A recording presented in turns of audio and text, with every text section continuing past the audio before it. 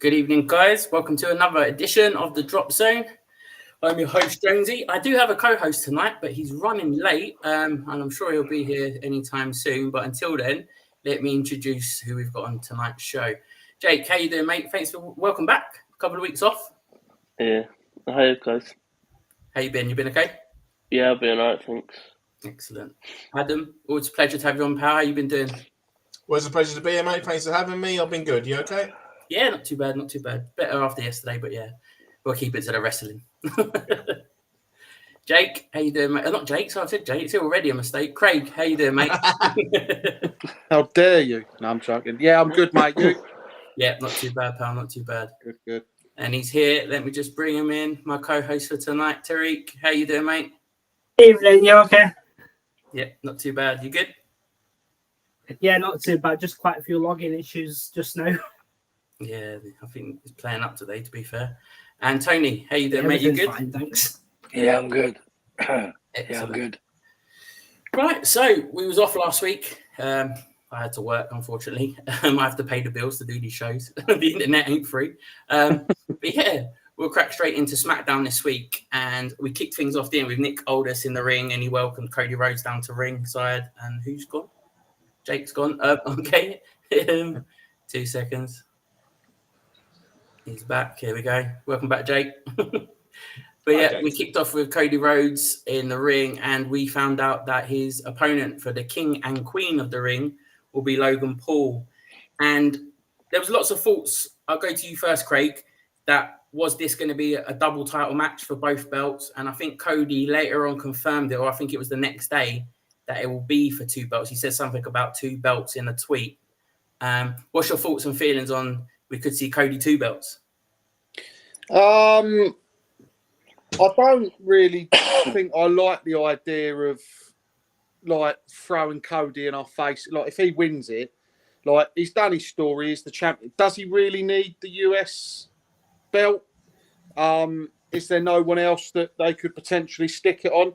I mean, don't get me wrong, it's got the potential to be a good match. We all know that Logan's very technically gifted. He's proven that in all his matches that he's had.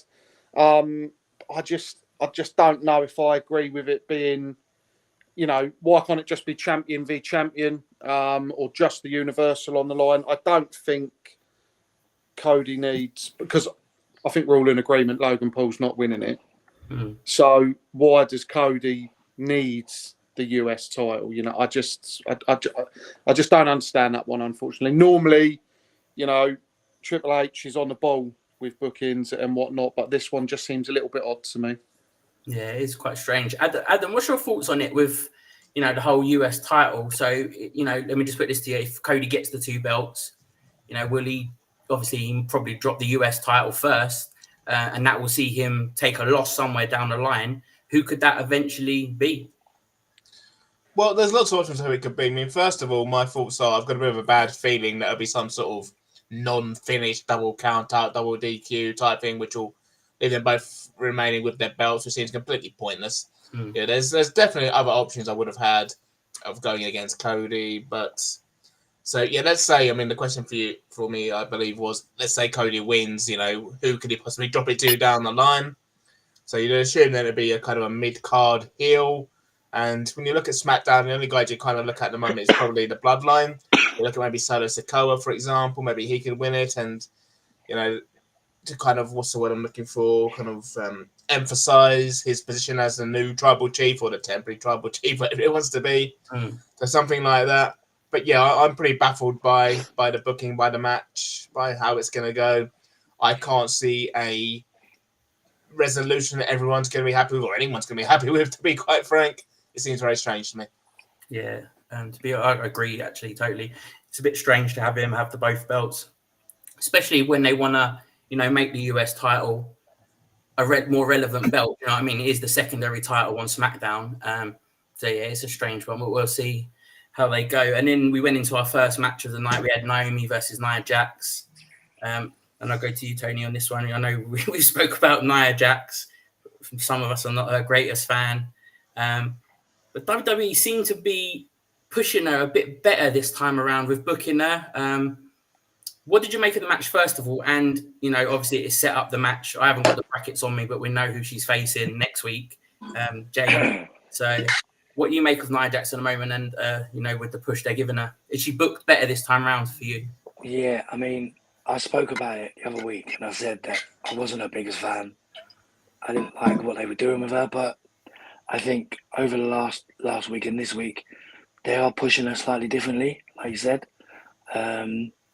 I think that she won't win the Queen of the Ring, but she'll go quite far. I think she could be into the final maybe,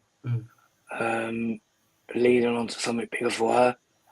But yeah, the match was okay. And I think Naomi and her, I don't know if it's something that to do with the bloodline, they can kind of call it back again. But yeah, so it was a good match. I enjoyed it. It was actually one of Nia Jax's best matches I've seen. And then Tariq, I know you're quite an advocate for the women's side. Do you feel Nia Jax has improved technically in ring? And what do you make? I want to also ask about Naomi as well. She's come back and she's getting a lot of buzz actually. The fans are quite enjoying what she's doing in the ring. Was you surprised to see her lose? To be honest, not surprised to see her lose because with Nia Jax coming in brand new and being the monster heel, she's got to win. And Naomi is the top person because she's fun. She can handle a couple of losses here and there. She's not expected to be champion, so she can get put up with them. I think with the match itself, the match was decent because of Naomi and Nia Jax being related through marriage. So because they're family, you can tell the chemistry between them. They're having so much fun. Yeah. So I think he enjoyed it, and that's where Nia Jax has got a botch in her here or there, but she's a bit more careful because of, especially with that match. Like I said, with it being family, you don't really want to injure one of your family members. Yeah. So didn't she Naomi post a picture of the family tree and she'd crossed Nia Jax off it? Yeah. I think that was just to build a bit of suspense for the match, to be honest. Yeah. They probably had a drink afterwards. Yeah. Jake, I'll go on to you then. We had the next match, another King of the Ring first round match. Had Baron Corbin's return to SmackDown against Carmelo Hayes, and Hayes looks like a star since he's come up, to be fair. But I just want to touch on Baron Corbin, how he's come back, he's developed his character, he's got a new persona now. Did you watch much of him in NXT? Yeah, I did watch him in NXT. He was pretty good during NXT. Obviously, he was tag team champs with Braun Breaker. And then he had like a real little role change after his money, whatever bollocks he was doing. And Happy Corbin, wasn't it? Yeah. And then back to normal, or to his normal gimmick, which with a bit of a twist. And I like his work at the moment, and obviously what he's done at SmackDown. He has toned up. He does look great, to be honest, like in the ring, and his technical ability looked a lot better. I know, Tony, you mentioned it in the notes you sent to me that he's looking a lot better, and maybe this time he might get a bit of a push, maybe mid-card level. Yeah. Look, I mean, we spoke about the US title, something like that, something like a mid-card title. I think even when he come up from NXT beforehand with his Lone Wolf, or was it a Lone Wolf? Yeah. And then obviously, I don't know what Vince done with him, but turned him into Constable Corbin, Happy Corbin, Dead Bum Corbin, or whatever they called him. But no, sending him to NXT kind of when people go to NXT, it wakes them up again. Discovers their hunger and love for it. So hopefully long may it continue because he's doing well. Cool. And Carmelo got the win on that one. So he progresses through. And is it Randy Orton? I should have had the bracket on me. I think it's Randy Orton he faces next. Does anyone know off the top of their head? Sure. Be careful getting spoiler territory now, though, because we we're pushing on a bit. Careful. But yeah, and then we had another match. It was a lot of matches, to be fair, on SmackDown. There was hardly any talk. I think there was like over an hour's worth of wrestling I saw someone posted, which hasn't been for a while. We had Jade Cargill versus Piper Niven. I'll go to you, Adam, because there was a lot of heat on Jade after Backlash. I don't know if you saw much of it. It was quite how can I put it? A botchy match with, damage control. And she's taken it a bit personally, I think, because she has come out and said, but she looked strong in the match against Piper. Yeah. So look, I know what people are talking about with that 6-person tag, 6-women tag, whatever you call it. I mean, bear in mind there were 6 people in it. It's not one person's fault that it didn't go well. And it's one of those things. It can happen. 6 people tags. Bear in mind, none of them are experienced trios, as in together, if you know what I mean. It's not like the Wyatt family against the Shield, for example. They worked together for a long time. Both lots of trios were kind of put together, not last minute per se, but they hadn't been a long time working together. So to put them in as a 6-person, you can kind of understand why there might be some communication issues.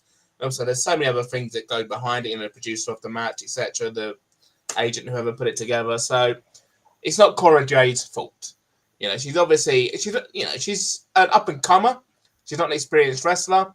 If anything else, you look at the other 5 rather than the inexperienced person. But there you go. So what I will say is this match, and as well as the opening match, and like you say, I really enjoyed SmackDown this week because there was so much in-ring action. It was a great match. Really enjoyed it. And it was back and forth. It was exciting. Near falls. I didn't know who was going to win. And yeah, really enjoyed it. And I think both competitors came out of it with a lot of credit. And, this Queen of the Ring tournament so far, so good in my. Yeah, I must say it is a really good tournament at the moment. It's all the matches have been pretty much top quality. We then had Bianca Belair. She come out. She met Jade atop of the ring. Well, it's not a ramp anymore, is it? It's just a floor. They've cut back so much. It's just a floor. So she met her there, and then she had her match with Candice LeRae, and it was over quite quick, wasn't it? Bianca's definitely, we knew she would progress on.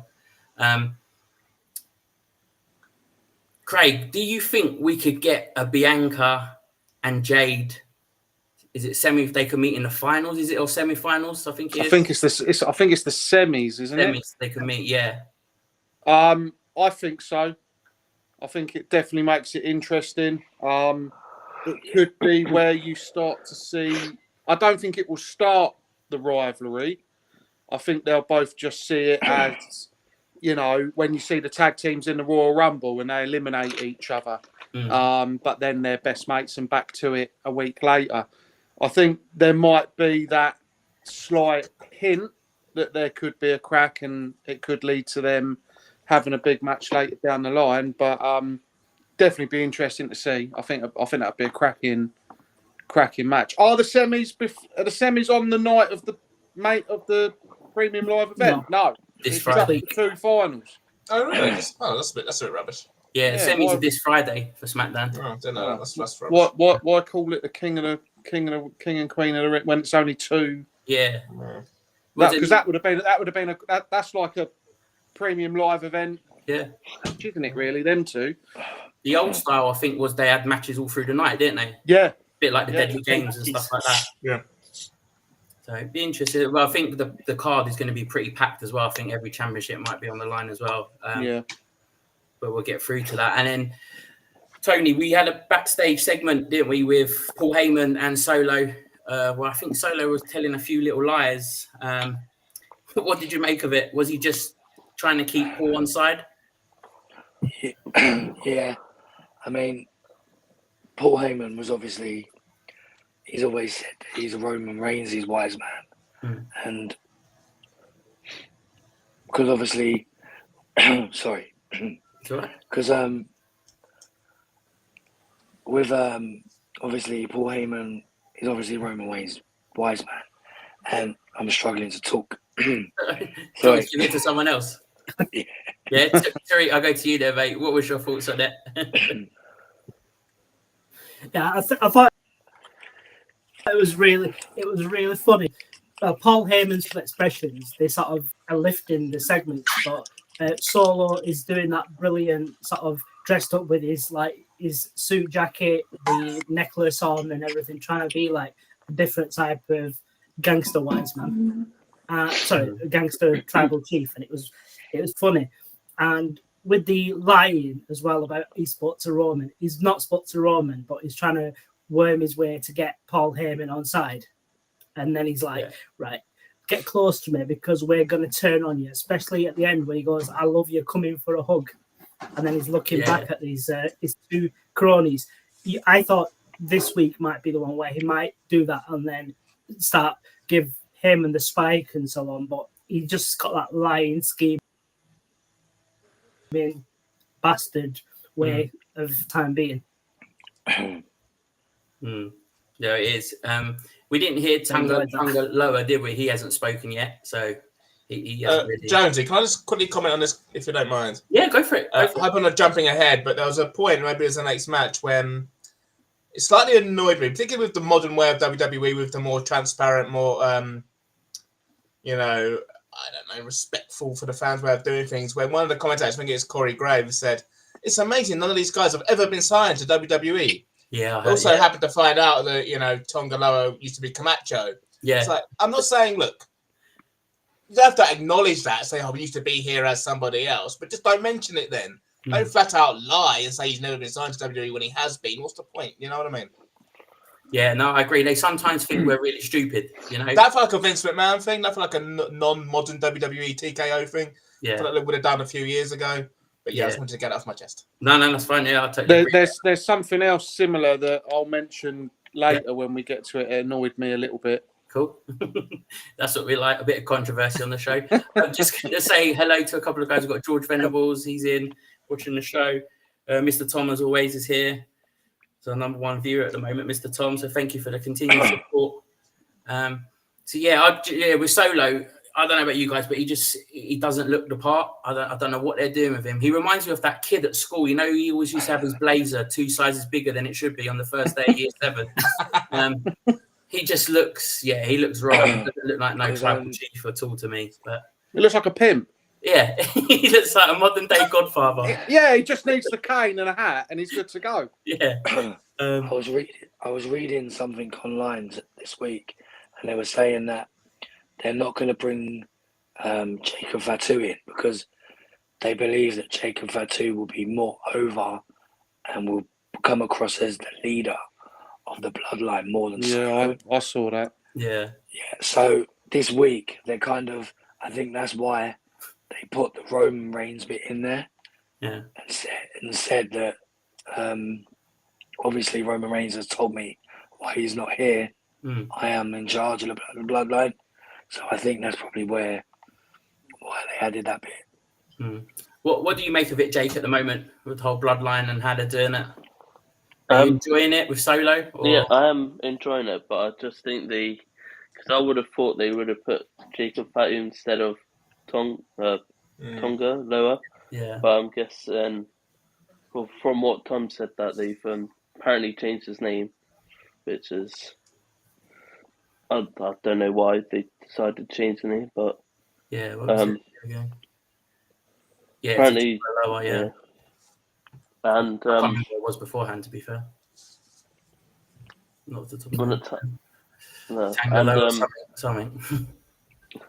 But yeah, I would have thought that Jacob would be instead, but I'm liking this new-ish bloodline, but everyone's basically wanting Roman back. They've been during that segment as well. You can hear the crowd saying we want Roman. Yeah. Every time they show Roman and Solo bit or something like that. Do you think, because Jey Uso's doing so well over on Raw, that they go along the lines with Jacob going with Roman and Jimmy? That's an open question. Anybody can answer. Potentially. Yeah. I do think so. Roman's return will come when it gets to a head with the new bloodline, we're going to call them, Solo. They're just about to pull the trigger, as it were, on Paul Heyman and beat him up or whatever. I think Roman's music will hit. There'll be the pop of all pops. He'll come down, rescue the wise man. And then, I must admit, I'm not quite sure. As everyone else, I was much expecting Jacob Fatu to join the new bad bloodline, whatever they call them, rather than Tonga Loa. So that's thrown a spanner in my works. And Jey Uso remaining on Raw as well. I thought he'd move over to SmackDown to allow that. So I'm fascinated to see where it's going to go. Yeah. It's good, and that's what it's gripping at the moment, is it? We're tuning in every week to see how they're pushing on, and that's what we want. We don't want it to be predictable.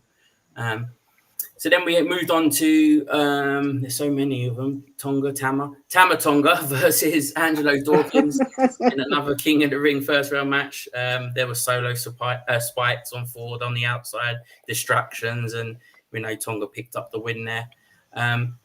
But Angelo Dawkins was pretty impressive in that match, in a solo match. I haven't seen him too much. Craig, I'll go to you. I haven't seen him too much. It's normally been Montez who's had the solo matches. Good for Dawkins to get a bit of the spotlight. Yeah, it was. Like you say, it's normally been Montez who's getting these one-on-ones and the high-flying moves and whatnot. But I thought he looked good. I thought he come across good as a solo competitor. I know there's been talks. I think we've mentioned it before. Could that Street Profit, Bobby Lash, split up? Could the Street Profits potentially? And I think we got a glimpse of what he'd look like if that happened. And I personally think he'd do all right. Yeah. It's interesting though with that match because you've got Jay on one side of the bracket and Tama, he's on the other. Yeah. Could we potentially see the start of a bloodline thing at the King and Queen of the Ring? Yeah. If them two both get to the final, that could maybe kickstart something. I said to the missus today, it's going to be a Jey Uso and Tama Tonga final. That's the feeling I've got on the men's brackets. It looks like how it could play out, but you never know, do you? We could pull the gun early. Jay could get, you never know. He could be costed it in the semis. The bloodline always hanging around. Solo or a certain somebody could finally turn up at King of the Ring, King and Queen of the Ring. Tony's prediction could finally become true, and because there's this whole thing. There's this whole thing of Jay stealing the Fireflies. Could we see that? Maybe you don't know, do you? You don't know, that might be a wild one, but you never know.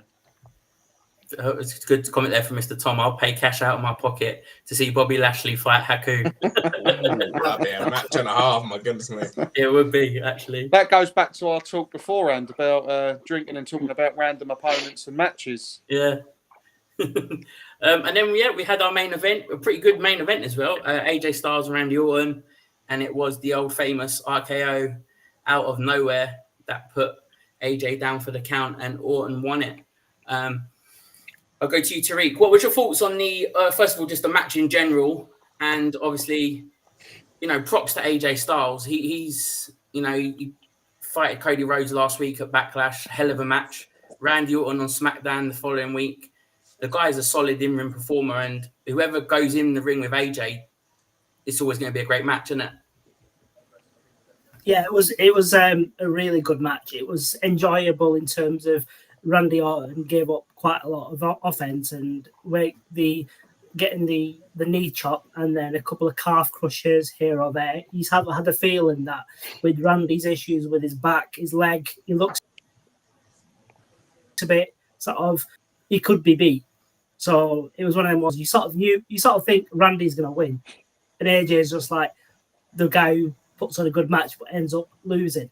But he had that feeling of maybe AJ could win because of Randy's back or his leg might give in and the calf crushes and so on. But you could tell the RKO out of nowhere is going to happen. And even though it's coming, it's a thing. But it's good giving Randy that sort of get further on in the tournament. Yeah. And who's he got next? It is Carmelo Hayes. Carmelo Hayes. Yeah. So that will be an interesting match because Carmelo Hayes has got one hell of an attitude since he's come up. But yeah, no, it was a solid match. So as we always do after a show, we can run around and just grab the show's overall score out of 10. So I'll start with you, Jake. 10 out of... no, not 10. 9 out of 10. 9 out of 10. Yeah. Cool. Tony? It was just, Oh, sorry. sorry. That's right. It's fine. Yeah, it was, all the matches were good. All the segments were good. And yeah, it was just not a 10 perfect, but a 9 out of 10. Cool. Tony? I'll go 8 out of 10. 8. Cheers, mate. Craig? Yeah, I think I'll go with an 8 as well. Like you said, there was a lot of matches in it. The segments were good as well. So yeah, I think a solid 8's fair. Cool. Adam? Yeah, I'm going to go with Jake. I'm going to go a 9 out of 10 for the same reason. All the segments are good, all the matches are good. And particularly, that's what I favour these days, bell to bell, in the ring, wrestling, and everyone delivered. So yeah, I like that show a lot. Cool. Tariq? I would give it a 9 as well. I'm a SmackDown guy. I love SmackDown more than Raw, so I'd give it higher. But I think the only one that did let it down was the Bianca match, which was like 2-3 minutes, and that's it. That's not giving. It would be like a 10 otherwise for me, but it's sort of 9 because that's dragged it down. And I can't give it a 10 because it wasn't flawless. Cool. And yeah, I think I'll go with an 8 as well. Just for like, so I agree with the guys. I want to see wrestling. That's why I tuned into the show. And the more wrestling for me, the better. But yeah, it was a pretty good, solid show.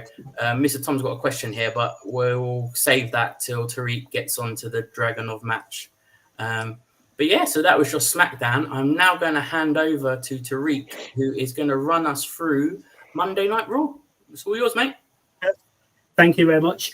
So Raw started with Drew McIntyre coming to the ring. He looked a bit peeved off with what happened last week when Punk came a couple of seconds after him, and it was like parts of it where it was about Punk looks like a drug addict, even though he doesn't take drugs. And he then had the bit about Priest where he was like, Priest is a paper champ. And Priest came out, sort of said, look in the mirror, it was your own fault because you should have walked away with your wife.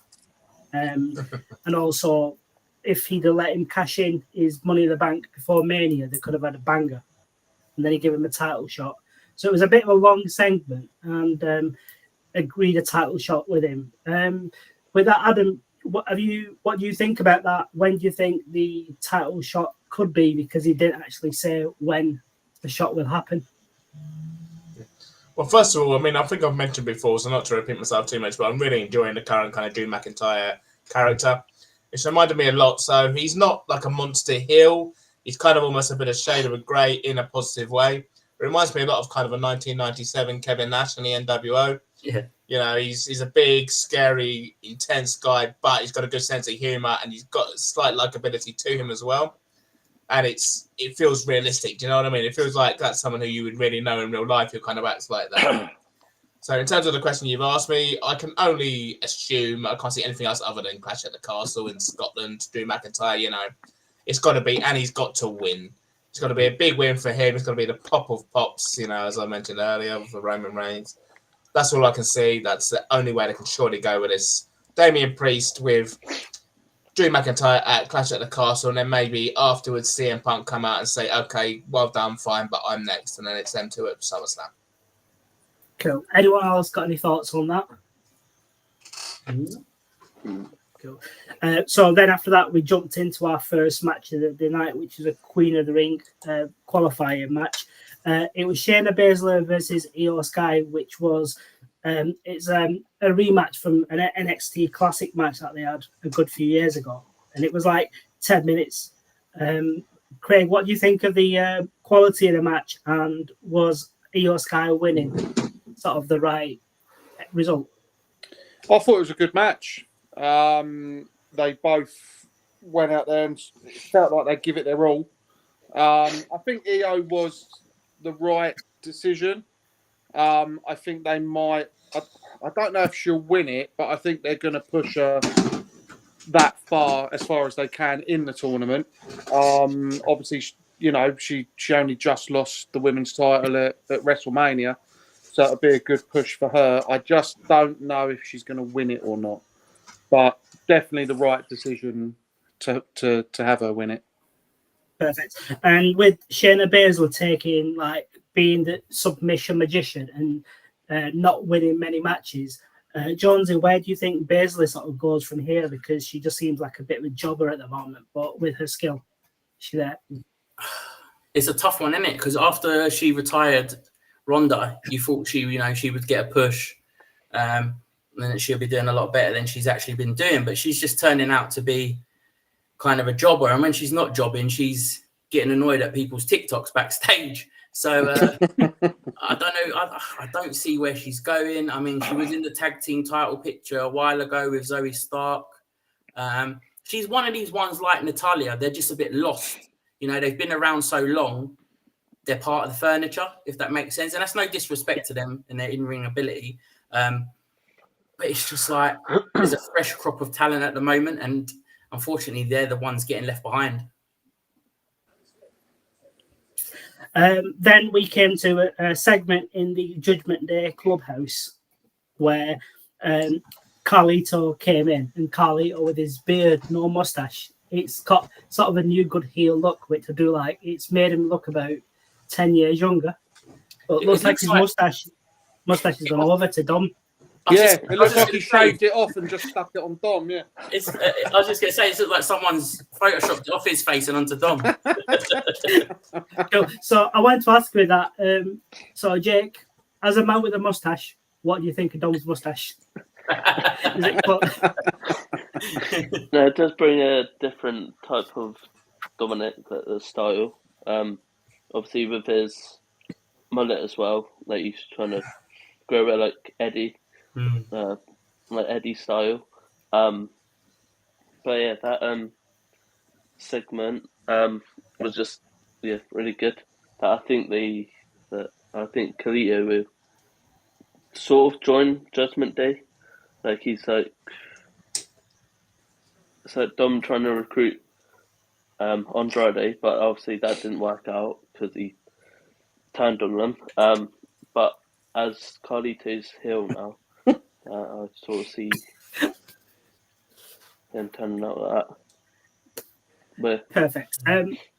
With the Judgment Day, I'll come back to the Judgment Day because another segment about them at the end. So we'll go into that in further. But I love the comment that just came up about checking Dom's hard drive. I was like, that's quite funny. Does make him look like a predator. Quite disrespectful, Dom. Cool. And then we came to a segment in the back where, well, there's quite a few segments already rather than matches. It was an Alpha Academy one where Master Gable was having a go. He was scolding Maxine for losing the match against Shayna Baszler on a live show. And he was like, Otis, like, soften Sammy up for his match. And he said, no worm, no silliness. And then poor Tozawa against Big Bronson Reed, and don't blow it. So it's like quite funny. And then Ivy Nile turned up, and Gable said that she should stay away from Maxine. And the comment about calling Maxine Taylor not so swift, that was quite a pop culture one. That was quite good. With that segment, I know we've got to get Master Gable having a go at everyone, trying to be a taskmaster, but do you think he was being a bit too ruthless with them, Tony? Was that expected? No, I don't think he was. I think the whole idea of him is to get that hatred and build that heat and to get the crowd hating him. And obviously, when he says no worm, no dancing, that's the thing that people like to see because it's fun. So no, he didn't. I don't think he was too far. Yeah, that's fine. And then we came to a bit of a segment before the match. It was Kofi Kingston on an interview saying that he wanted revenge on Gunther for injuring Woods, and then Woods came up and then said he wanted to defend his crown, but he couldn't. So he was giving that like a serious vibe as well, rather than being the jester, which when he won the King of the Ring. So they went to the match. They had Lillian Garcia return to announce the match, and it was a good 13-minute match where there was like there's good attacking. Gunther was attacked before the match, and just to build it up, he was looking quite getting his submissions and so on, like the Boston Crab that come up. Jake, what do you think of the match quality, and what do you also think of Gunther's range, where he's not just winning by that power bomb where he then falls on people? He's now got a submission here or there, and he's expanding his range. Yeah, that match was really good. I thought that all the different submissions that he's doing, showing his technique, and yeah, I thought that was a really good match. He deserved it.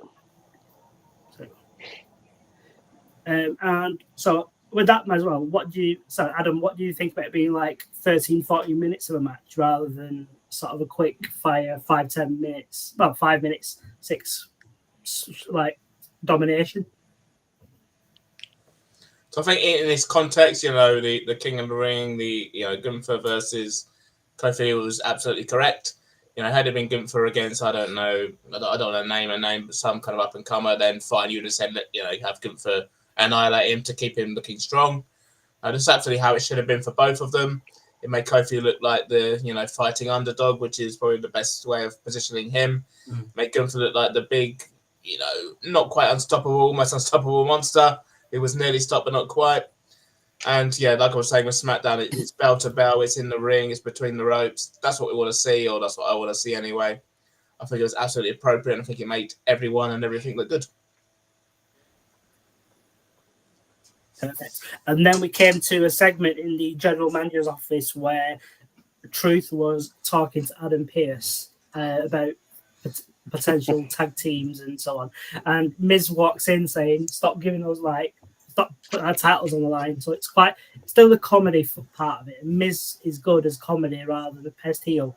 And they had the bit where Kiana James debuted and she called herself the %, which I'm sure has been used before.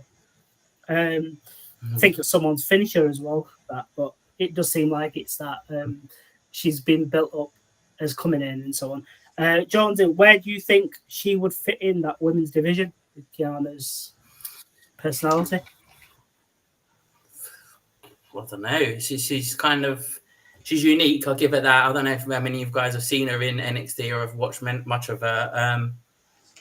Be interesting to see where she slots in, because obviously the title picture at the moment is, we'll talk about it later, but obviously Liv and Becky. This is where the problem lies with, we need that secondary women's title, isn't it? Because you've got the likes of Kiana James and, the other girls, Io Sky on Raw, Shayna Baszler, even who I touched on earlier. They need that secondary title for the likes of these superstars. Otherwise, they're going to get lost. If you think about it, if you're a women's superstar and you're not in the main title picture, you're either jobbing or you're tag teaming. And we've seen it with Belair and Jade. I think they just don't know that they've got their own little path at the moment, which is tag team. Unless, you're doing that, you're kind of just mid-carding at the moment. I've got a funny feeling they're going to use her as like a manager, first of all. I don't know why. She just come in the office and she was giving me Lana-esque manager vibes. But it'd be interesting to see what they do with her. She's got talent. There's no doubt about that. They wouldn't have called her up otherwise. But it'd be interesting to see where she slots in. Triple H, I trust Triple H anyway, so I'm sure he's got a plan. Yeah, that's a good shout in terms of her being a manager. You can sort of see it writing notes on the outside with a briefcase and so on. So that could be something where they'll go for a while. There was an interview with Lyra, but I'm gonna skip that. I'm gonna come to it in a bit. Because it links to a different match. So I'll push it all in one. What we had was when the Kofi match, after he'd lost against Gunther, he was coming in the back, but he got stopped by Karrion Kross waiting for him and then said, it's time to turn things around. So part of me thought, is it going to be one where they're going to have him sort of think, do I need to join the group? Or is it one where that Karrion Kross is Kofi's next feud for the time being. Craig, where do you think we'll go with that Karrion Kross encounter with Kofi? I don't know. Part of me thinks, will they actually break the New Day up and finally end it? Especially with the news that by the sounds of it, Big E's never coming back. So do they finally break it? But do they break it for Kofi just to join another group? Or the more realistic possibly would be Kross is targeting Kofi. I think I prefer Kross targeting Kofi. I think if they end one group for him to just join another group, I just don't think that makes much sense, to be fair. Yeah, that's fair enough. And then we came to 2 quick-fire matches, which didn't really have any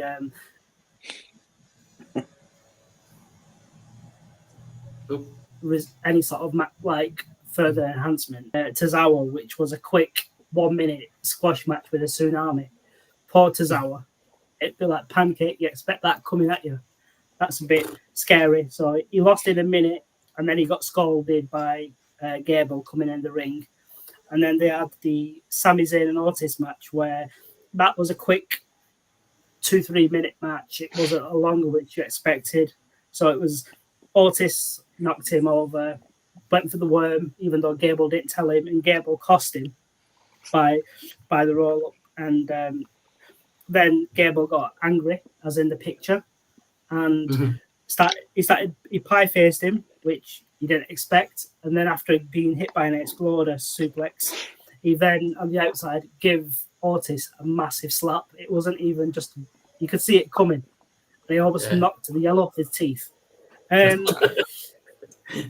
So, Craig, with that one, when do you think the Alpha Academy will snap at Gable? How much do you think they can take? I don't think it's going to be much longer. I mean, Otis looked like he wanted to absolutely annihilate him there, didn't he? I think maybe 1-2 more shows, maybe, and I think we can see them snapping on him and him sort of going off and doing his own thing. I don't know where that leaves Otis and Tozawa, whether they join forces or whether they go their own way, but it's not going to last much longer, I don't think. There's only so much they can take. And Jake, with that one, with Gable, when do you think him and Sami Zayn will have their title match? And do you see a title change whenever that happens? What about King of the Ring? There's a triple threat in it, I think. Or is it? Is it? Yeah, Sami Zayn, Gable, and Bronson Reed in it. Mm. So yeah, I think the title changed then. I think. But I know it's a bit of an odd one, but I see Bronson Bronson and then Gable and Sami have their little feud after, Cool. if that makes sense. And then whoever wins that faces Bronson next, or if he does win it. And then we had another GM office segment where Adam Pearce was asked why Bron Breakker was not in the King of the Ring, and he said he's only just come in and he doesn't want him sort of like chucked to the deep end. And then Bron came in and said he's fought with all these, and then he could swim and he'll drown the others. With that one, Tony, where do you think Bron Breakker fits into the Raw? Where will he first feud, and where will they go? His first feud, not sure about his first feud, but he's squashing everyone at the moment. He's going through everyone. So, but I don't see who his first main feud to be against, if I'm to be honest. Sorry. Anyone got any thoughts about that? Sorry, Tony, I'm just getting you back for the Alexa stuff. So anyone else got any thoughts? I don't know. His first feud will be? Let's have him feud with Sami Zayn. Let's have him win the Intercontinental title. You know, we've had him squash people in NXT. We've had him squash people over on SmackDown. Yeah, fine, have him squash a couple of people on Raw, but let's not do this in perpetuity. Let's have him have a proper feud, a back and forth match, a back and forth feud. Maybe even in the second time of asking. So maybe Sami gets steals a win from him the first time in a babyface way, whoever that is. But then let's have maybe at SummerSlam him win the Intercontinental title from Sami Zayn, and have a bit of run with that until maybe next year's WrestleMania, something like that. Yeah, I mean, I was going to say exactly along the same lines. I think Sami retains in the triple threat, and then Braun Breaker gets his chance there. We know we've moved on from the days of Goldberg and 125 and O's and all this stuff. Yeah. Let's not do that. We don't want another Goldberg around here. Well, I personally don't. But yeah, give him to Sami Zayn. I think they'll complement each other quite well. And Sami Zayn still comes off as the underdog in my eyes, I reckon, which is his perfect character at the moment. And then I'm just going back. There was a Lyra interview and it was like she was saying about that she's ready for the Queen of the Ring and how she helped Becky out last week in terms of she needed that backup, and with them being Irish friends, she had to help her out. And Becky come and hugged her, and then Liv showed up calling Becky a bitch, which then was Becky showed up behind, and that punch was the stiffest punch you could give. It was like a jab, knocked her down. Someone forgot to press the sound effect button. They really did. And that sort of then led to a match later on. It was Becky and Dakota Kai, which was a 10-minute match where Becky won after there's a DQ from the Disarmer.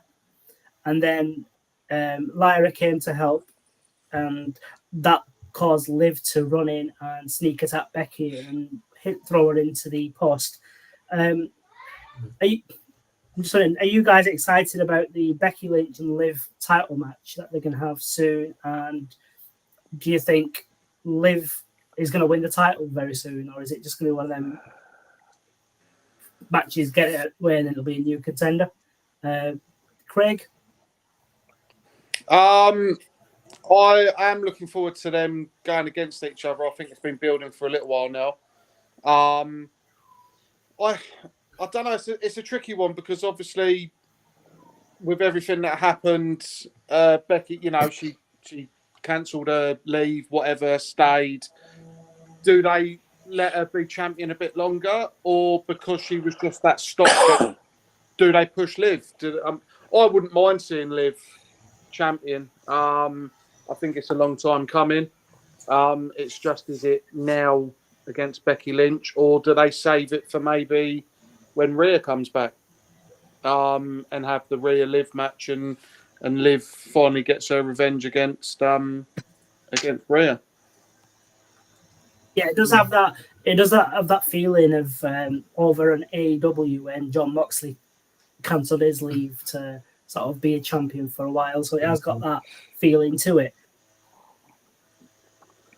Adam, what do you think of the next round in the qualifier? Lyra came down and she had that stare down with Io Sky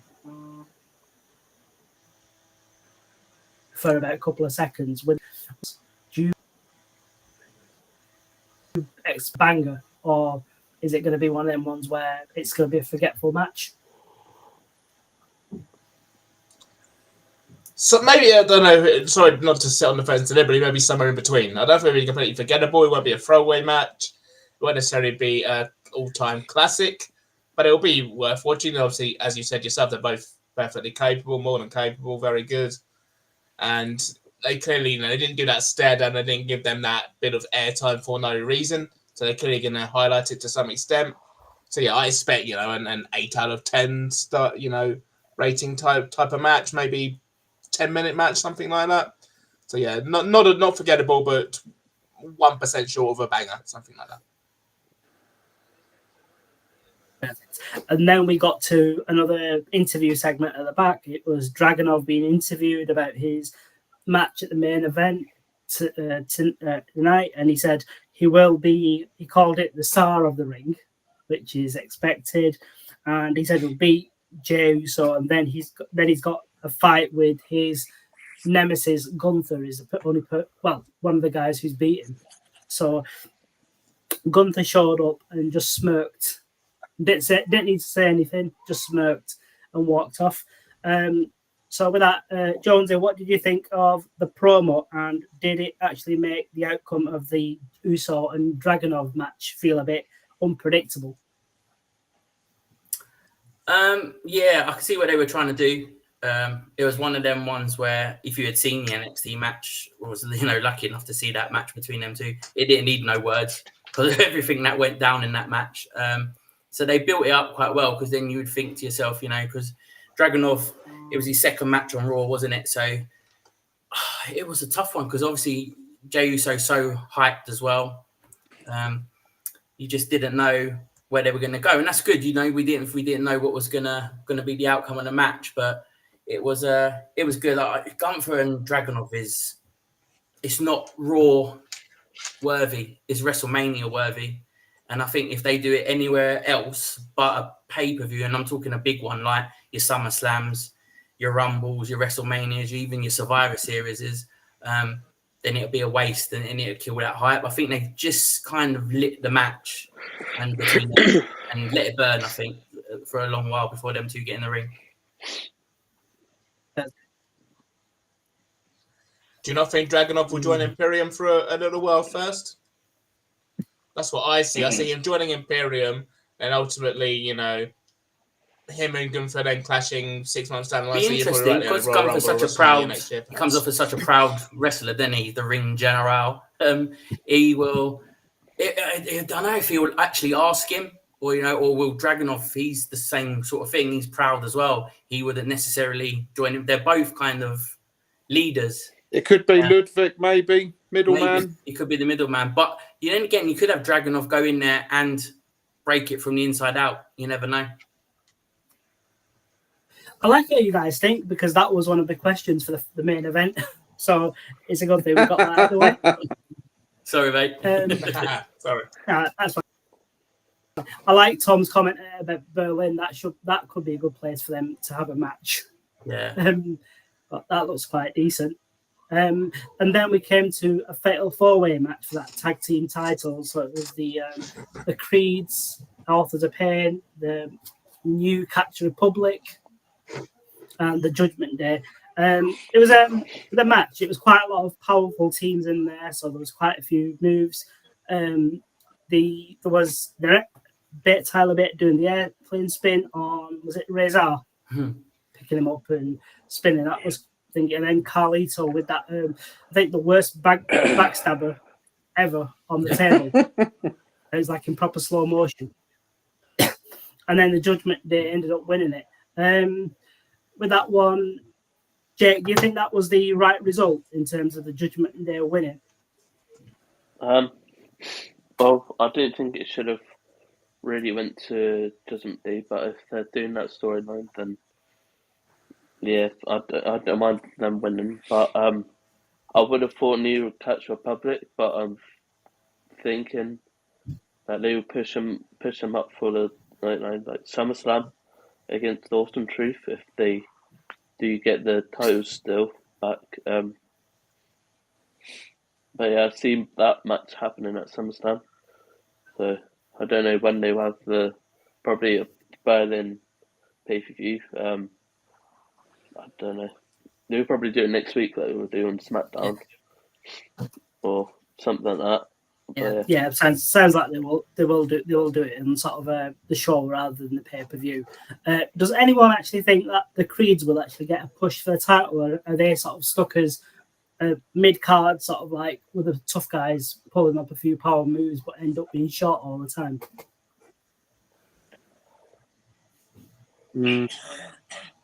I think they'll get there soon at some point. They're young, exciting guys, visually impressive.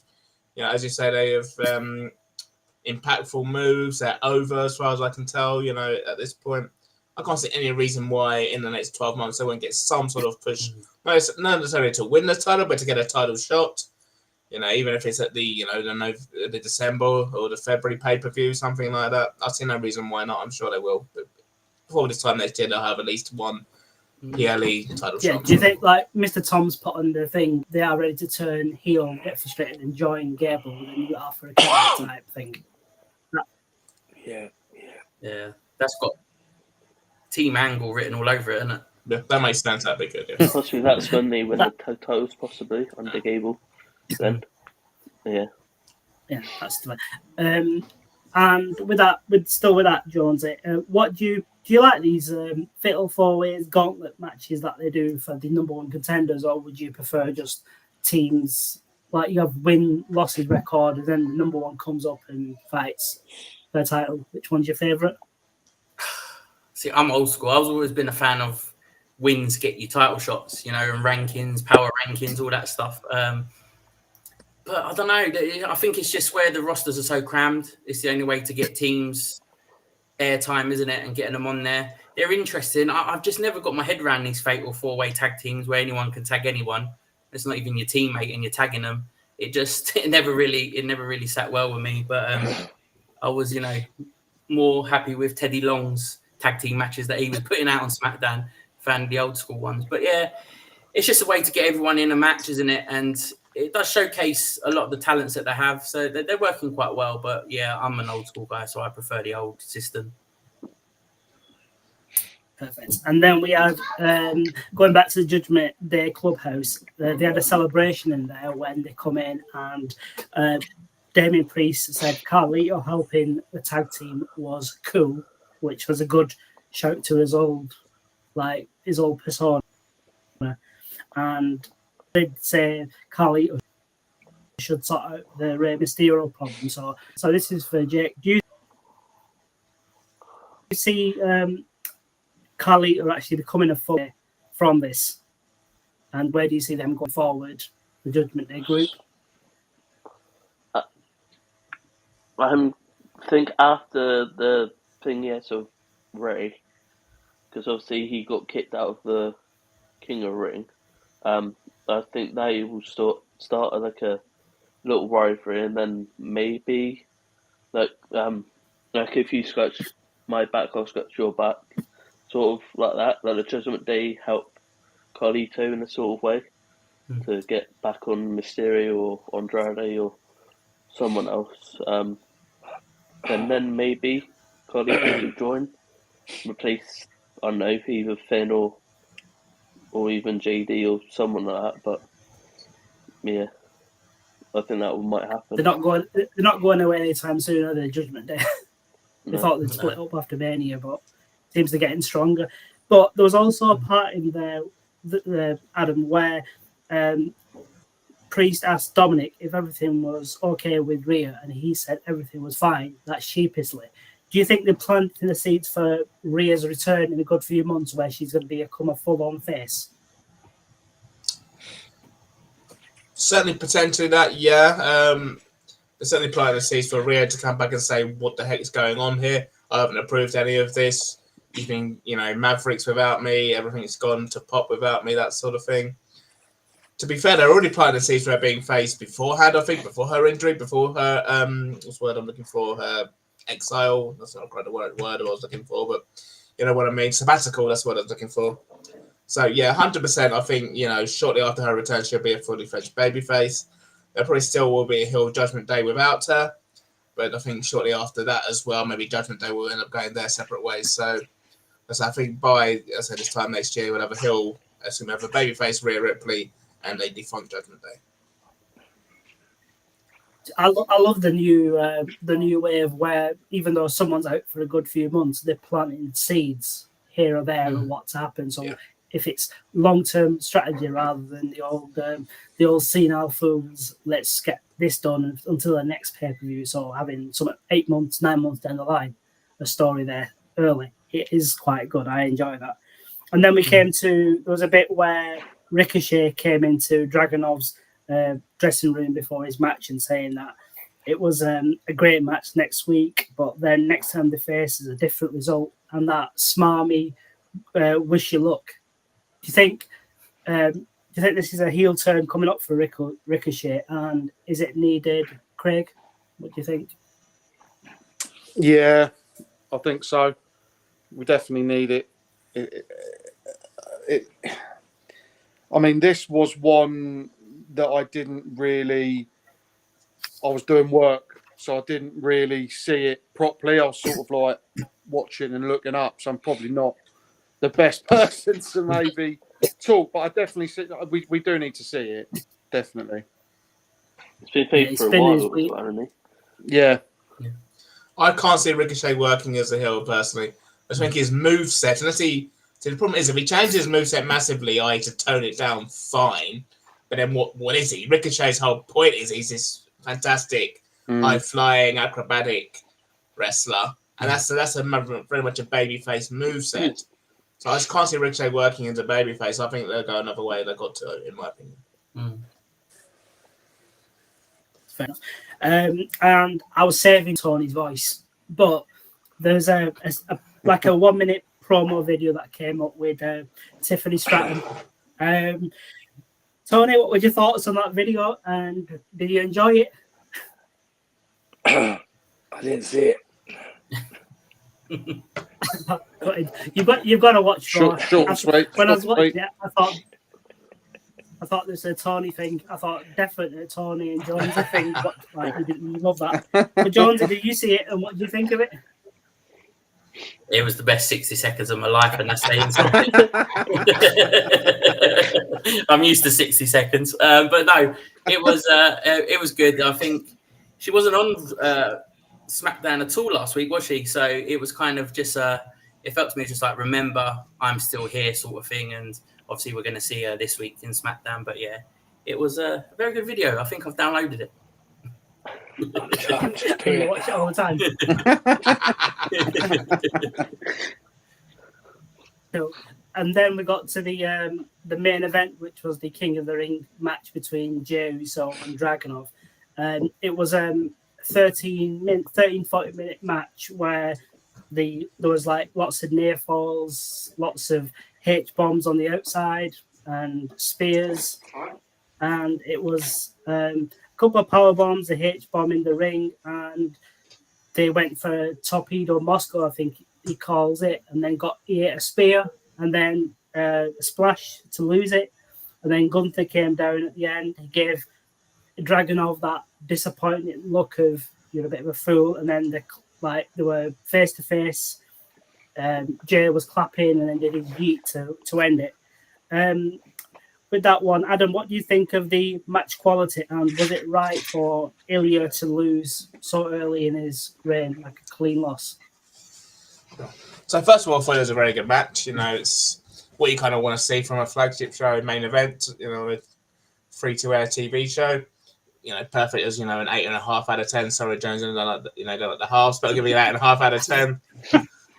In terms of Dragunov losing, I mean, look, you can't have. This is my problem I have with AEW. You can't try and put everyone over. Jey Uso's being built, which is fine. Exactly like somebody said, maybe in the South Track, I'm not sure. Forgive me, that he'll probably get to the King of the Ring final, which I see, and potentially winning. I know I mentioned him as a Money in the Bank winner, but King of the Ring would be kind of similar, so I see him maybe doing that. So, yeah, I've no issue with Dragunov losing. It wasn't like he was kind of jobbed out per se, like I might kind of talk about with Naomi, which is a different situation. I think she's lost too many. But, yeah, with Dragunov, I don't think it's a big problem. I don't think it's made him look any weak or anything like that. I imagine they'll probably have him win and look strong this upcoming Raw. So, yeah, I think it was perfectly fine as a result. Either one would have been fine, so I think it's fine to have Jey Uso win. I don't think it's damaged Dragunov at all. Right, cool. And one of the next questions, which was that will Ilya help Gunther or will he feud with Ricochet? I think we hit that a couple of minutes ago about him potentially joining. So we'll have that bit. And the question I've got is, with Jey Uso sort of getting further on in matches, qualifying for title matches here or there, this is for Jonesy. When do you think Jey Uso will actually win something, or is he stuck as being that bridesmaid type of person? I feel he'll win the King of the Ring. I think Adam, he said that a minute ago, and I also think he will get Money in the Bank. as a thing as well. So he will just hold on to that. So it will still be a brilliant year for him.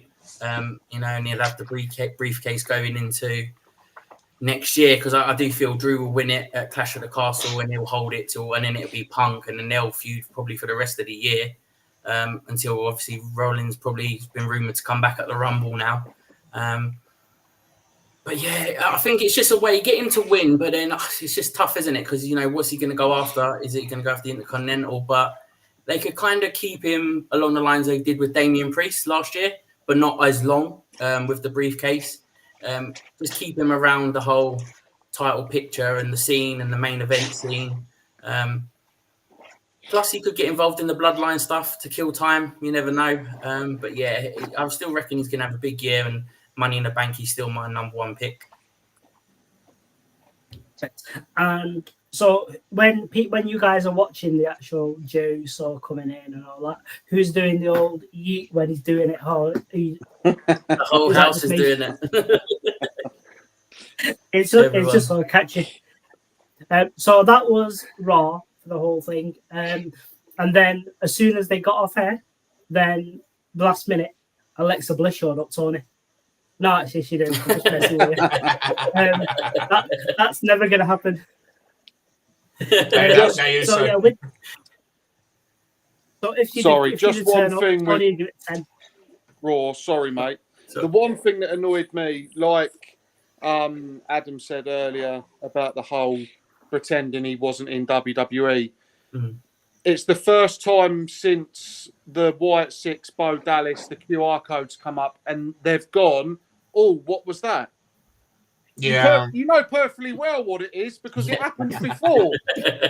So it's like they just try to pretend that these things didn't happen before. And it's like, okay, you've mentioned it, you've acknowledged it that it happened, but why can't you just be like, oh, we've had this before, could it be? And just sort of leave it on a clip. Like, acknowledge you know what it is. Don't play dumb going, oh, what's these creepy things keep coming up on the screen? Like, you bloody know what they are.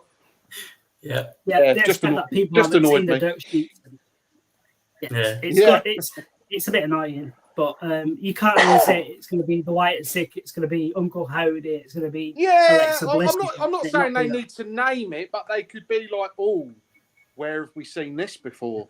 Mm. And just sort of, EastEnders, dun, dun, dun, and just end, like, don't just pretend you don't know what it is. They've got their own definite when it starts now, that dun, dun, dun. Yeah, it's like that at the end of Raw. That's a good idea, that. Let's all tweet WWE, say, can you put that at the end? To be continued. Yeah. Cool. So with Raw, with ratings, Jake, what would you rate Raw?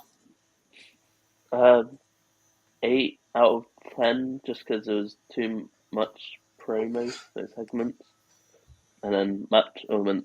But I'm guessing that's why they did for Smackdown. There were more matches and less segments, and more segments and less matches. So either way, but I would prefer more matches than segments, to be honest. But yeah. So yeah, that was an 8 out of 10. Tony?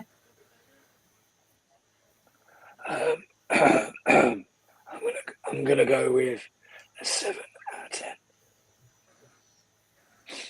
That's fair enough. I'll leave it at that. Craig? Yeah, I think I'll agree. Again, opposite to SmackDown, this one seemed like there was a bit more promo than matches, so that's why it gets just one less for me, I think. Adam? So I'm loath to go another half, so I'm going to just about go with 8. I'm going to round up to 8. I actually agree with everyone, but I don't necessarily think more promos is a bad thing. I think the thing with Raw, it's 3 hours, so it's always going to feel a bit bloated. I think if you had 2 hours, 20 minutes of wrestling in a 3 hour show, almost that would feel too much. So you need a bit more variety, a bit of a break, a bit more backstage segments. So yeah, for the reasons that it's dealing with the card that's been dealt, as it were, I'm going to give it an 8 out of 10. Jonesy? Yeah, I'll go an 8 as well. it moved along quite a few storylines. I think it was a kind of a good push show to lead into the rest of the King of the Ring matches, and obviously, which is only not this Saturday, next Saturday. So yeah, I think they were moved on quite well. But yeah, at 8. Perfect. I would sort of give it an 8 as well. Like you're saying, you can't have too many matches, otherwise you get bored, and then there's no enhancement. It's just a quick match, or you don't want a 20-minute match because people get bored and they have the advert a couple of minutes in and so on, and keep having adverts, and it's not worth it. So I would have given it an 8 as well. Cool. So that was Raw for this week, and we look forward to next week, the semi-finals, and building up more storylines. Cool. Back to you, Jonesy. Yeah. Cheers. Thank you very much, Tariq, for that. Well done. While we was off air last week, we also got the announcement, didn't we, that WrestleMania next year will be in Las Vegas, April the 19th and 20th. It's late this year, to be fair, which is interesting. Is anybody on the panel won the lottery and going? Or I mean, it's handy. It's on Easter weekend. You know. Oh, is it? Oh, that's good. Yeah, don't have to book that Monday off work, so that's win-win. Nice. Yeah, but yeah, no. I might try and go there, depending on what work is like at the time. Okay. Yeah, no, it'd be great. Normally, it's painful. I heard you were going to take us, the panel. Me? Yeah. When the show starts flying, and you know, I thought you were going to take this. Yeah. First class, 5-star, by the way. Yeah, definitely. Once we get that gold YouTube plaque, which is going to go on the wall behind me, I'll take us all over there, right? Nice. Cool. So we are going to move into Craig's Fact of the Week.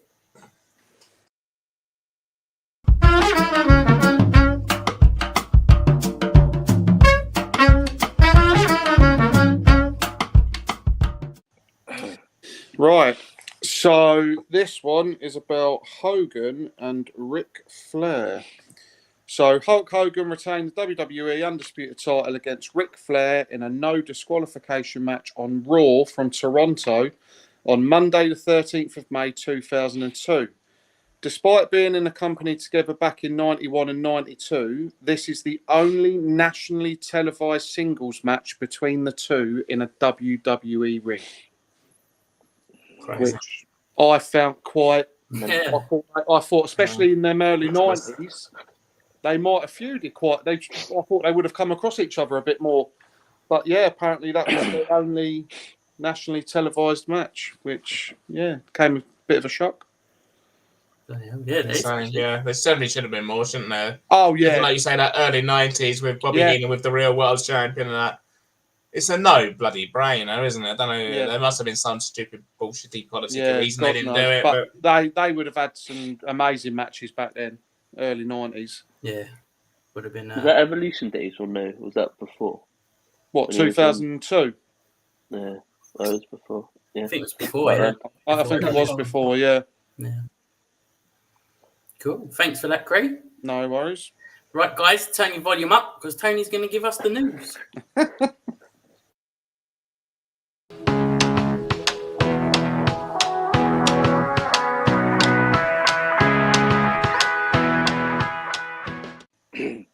Right. Thank you, everyone.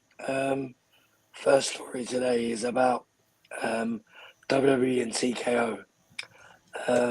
It was said during the week that WWE are doing their pay-per-views on a Saturday, but due to being in a company with UFC, they're looking at doing events the same weekend in the same cities. So that would mean WWE going back to potentially Sunday pay-per-views in the future. So at the moment where we watch them on a Saturday night, we have a Sunday off. Yeah. It'll be a Sunday, and then you'll have to go to work Monday, which is not always the best, but you know. So next on the news, obviously, it was also reported that at WrestleMania in Las Vegas, we were going to get Cody Rhodes versus The Rock for title versus title. So that would be the People's title against the Undisputed title. if it was to go ahead, who do you think would win? Jonesy, I'll throw this one to you. I know, it'd probably be Cody three belts, wouldn't it then? he's literally going to have them all round him, like going down to his legs. He'll be the new belt collector. I've got a funny feeling when the Rock and Rhodes fight, it won't be for the Undisputed, it'll just be for that People's title. I don't know. Just got a feeling that Rhodes will lose it before that. Good show. To Roman. Yep. Yeah. Yep. But it'd be interesting to see because that title, it was made fun of, wasn't it? When The Rock, I mean, some of the fans shouted out, it's not a real belt. And he was, oh, yes, it is. But yeah, it'd be interesting to see if they make it a legitimate belt if Rhodes was to win it. But yeah, it'd be interesting. Yeah. And on a side note, with Roman, it's been 38 days since we've last acknowledged him. Next. So, next piece of news. It's Clash of the Castle in Scotland. So tickets went on sale about a week and a half ago. It is actually going to be the highest grossing WWE pay-per-view ever.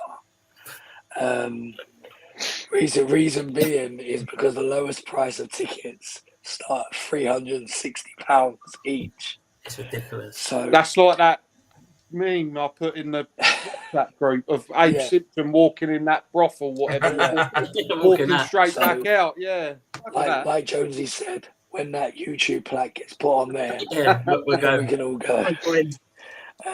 So yeah, I booked a hotel. I looked at train tickets. Then when I see the prices, I cancelled my hotel. So, yeah. And then lastly, this ties in quite well with what you've all been moaning at me about and bantering me off about for the last month and a bit. But it was reported during the week that at the King and Queen of the Ring, we will see the debut of Uncle Howdy, potentially, with his group at some point, with Alexa Bliss. So, hopefully, again, we were saying earlier about what could happen between Cody and Logan Paul. I think maybe something there, I don't know. But then how would Uncle Howdy feud with Logan Paul? Or would he go straight for the world title? Or maybe even like Braun Strowman, maybe. So, yeah, so that's it for today's news. Thank you. Cool. Cheers. Thank you, Tony. Well done. Well done. So yeah, as we do on here, we have predictions as well. Oh, come. Sorry, I was saying to Jonesy before that with your Alexa Bliss prediction, what's going to happen is she's going to come back and she's going to say, "I'm pregnant again, and this time I'm retiring permanently." That'd be quite funny. And I'll be like, "It's not mine." Cool. So yeah, as we do on here, we do predictions as well. So we wasn't on last week, so we've delayed it 1 week. We had Backlash. We actually had 4 people finished on 5 out of 5. 2 are not currently on the show tonight, so they avoided their championship opportunity. So we're down to 2, and there'll be a shootout question. So grab your pen and paper, Craig and Tariq. Question.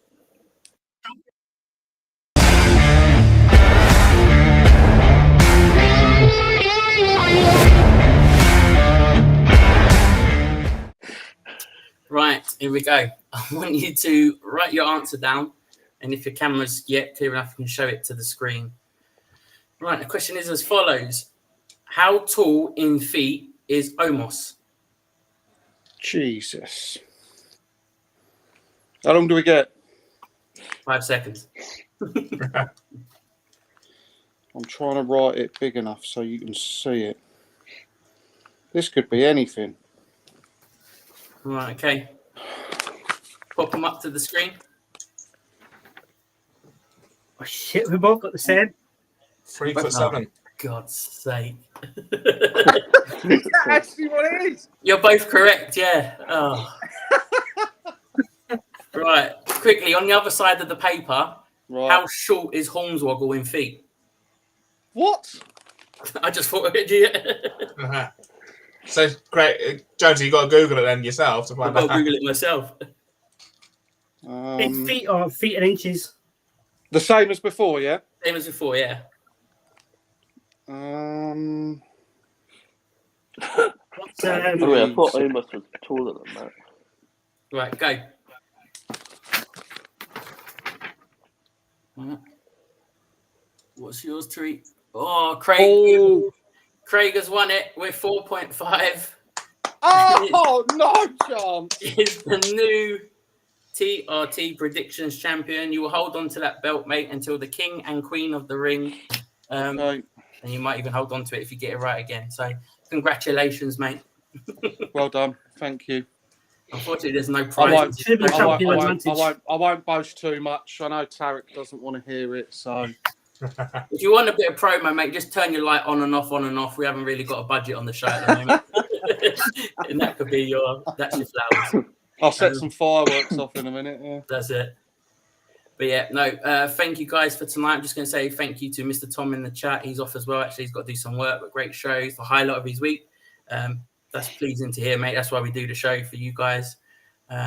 You know, any donations is more than welcome. My PayPal's in the bio. No, I'm joking. But yeah, no, it's been great. It's what for me to say is thanks to the guys. Tariq, I'll start with you, mate. Thank you. Well done tonight for your first co-hosting job and doing Raw. Yeah, well done. Thank you, guys. I enjoyed that. Even though it's talking quite a bit, I did enjoy doing that. Gave me a rest from talking the time, but thank you that.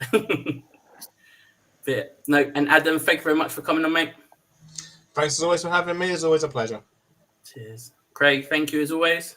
Yeah, cheers, mate. Love coming on. Thanks for having me. Tony, thanks for coming on with your very sexy, sultry voice.